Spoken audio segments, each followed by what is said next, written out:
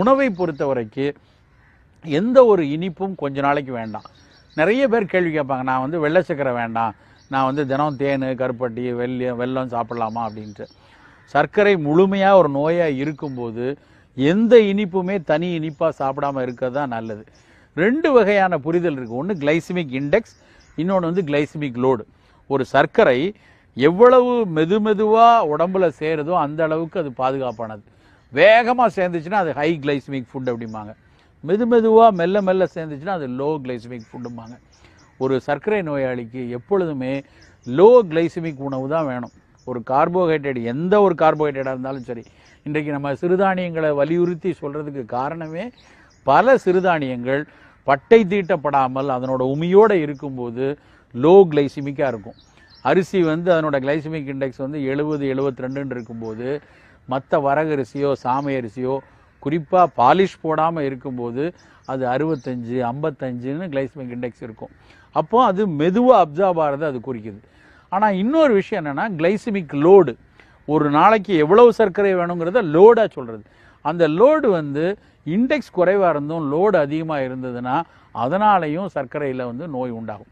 அதனால தான் வெல்லம், பனவெல்லம், தேன் இதெல்லாம் வந்து சர்க்கரை கிளைசிமிக் இண்டெக்ஸ் குறைவாக இருந்தால் கூட அந்த லோடு அதிகமாக இருக்கும். ஸோ சர்க்கரை நோயாளிகள் கொஞ்ச காலம் அதை தவிர்த்திருக்கிறது நல்லது. நல்லா கட்டுப்பாட்டுக்கு வந்துருச்சு.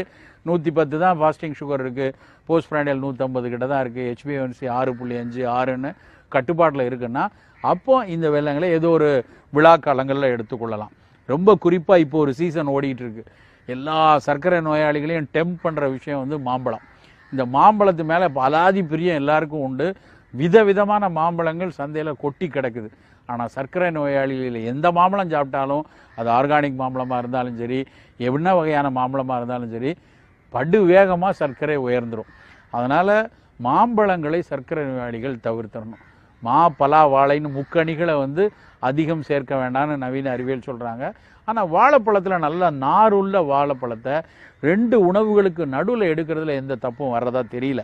சின்ன வாழைப்பழமாக மலைப்பழம் மாதிரி ஒரு பழத்தினுடைய பாதி அளவுக்கு வந்து நார் உள்ள, நம்ம திருநெல்வேலி பகுதியிலலாம் நல்ல மொந்த பழம், நாட்டு வாழைம்பாங்க, திண்டுக்கல் வத்தலகுண்டு பகுதியில் கிடைக்கிற மலை வாழைப்பழம், இந்த மாதிரி நார் உள்ள வாழைப்பழத்தை ஒரு 2 உணவுக்கு நடுவில் எடுத்துக்கொள்ளலாம்.